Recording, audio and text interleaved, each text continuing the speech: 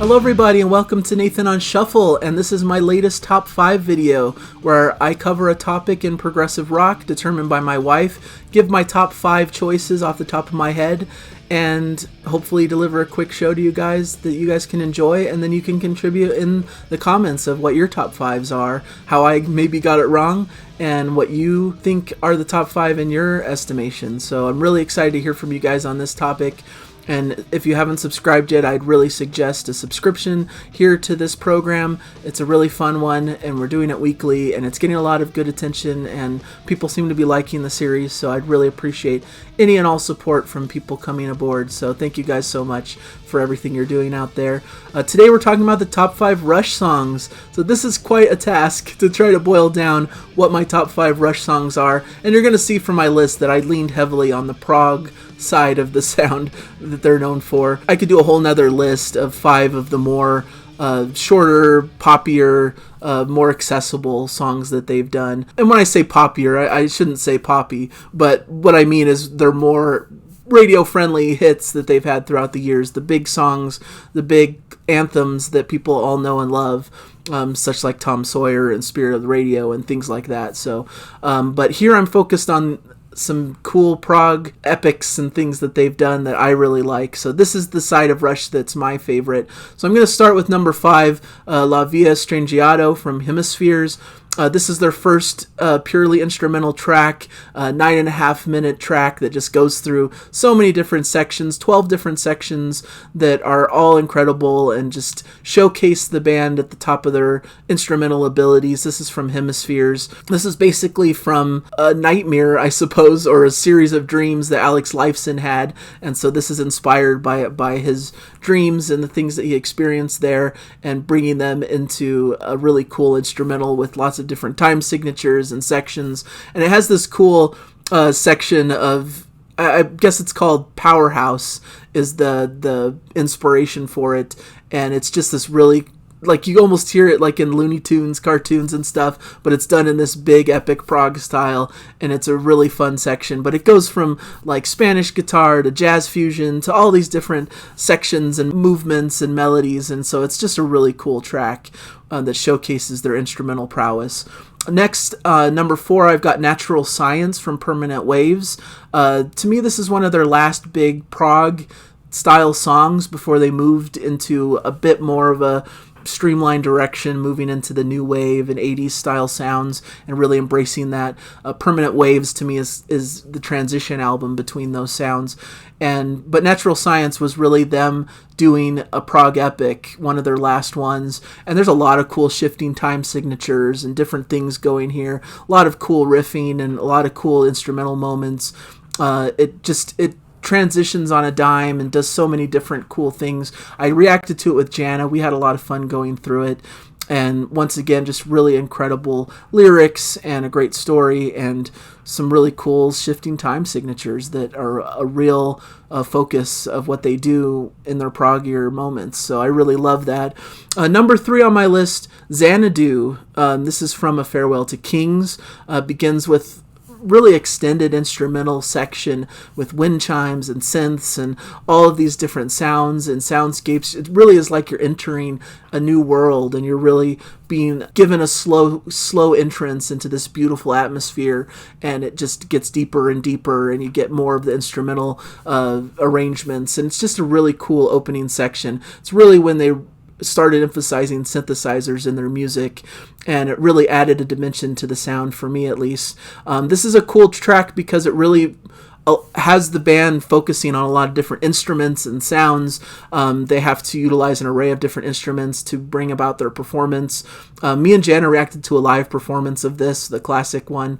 Really a cool performance, and showcases just how talented they are in a live arena as well, with the double neck electric guitar from Alex Lifeson, the double neck Rickenbacker from Geddy Lee, various drums and percussions from Peart. Just really cool soundscape, and it morphs into a really cool song. And it sounds like this is a rare one-take wonder song, which is crazy for such an expanded piece. I believe it's a little over 11 minutes long, and apparently they just were really well rehearsed and they just did it all in one take. I believe it was their second playthrough, second time playing it from top to bottom, and that's the version that appears on the album. So really crazy that they're able to do that, and they're just such a talent, and that's an incredible track. Number 2, I'm talking about 2112, of course, the big epic from the album of the same name. This is their big masterpiece track. I talked about it on my favorite top prog epics as well. Just a really cool track that really focuses on a really cool storyline that's very sci-fi inspired about a futuristic society, and then banning things like music and someone discovering music and how special it can be to bring about emotions and showcase individuality. And so it's a really cool concept piece and really interesting sci-fi inspired by Ayn Rand. It goes through so many different sections, as they tend to do. It has some great catchy parts to it, but also some really intricate instrumental sections, and they're just jamming and really having a good time here playing, and it just comes across in such an incredible way. So such a cool epic track that I've always really loved. And then I'm kind of cheating a little bit, but for my number 1, I'm talking about Cygnus X-1, and I'm kind of combining both parts of it. There's book 1, The Voyage, from A Farewell to Kings, and then book 2, Hemispheres, from Hemispheres, of course.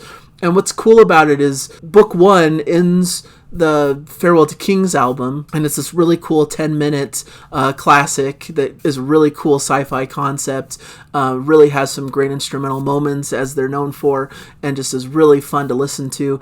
And then on their next album, on Hemispheres, they start the album with book 2, which is like the continuation of this story, and another expanded epic that's even longer, and really is a cool piece of music that goes through so many different sections and things, telling this really hard sci-fi story through so many different cool explorations. Basically, the story is about a black hole known as Cygnus X-1, lying in the constellation Cygnus. An explorer aboard a spaceship, the Rocinante, journeys towards the black hole, and as he moves closer, it becomes more difficult to control his ship, and he's drawn in by the pull of gravity.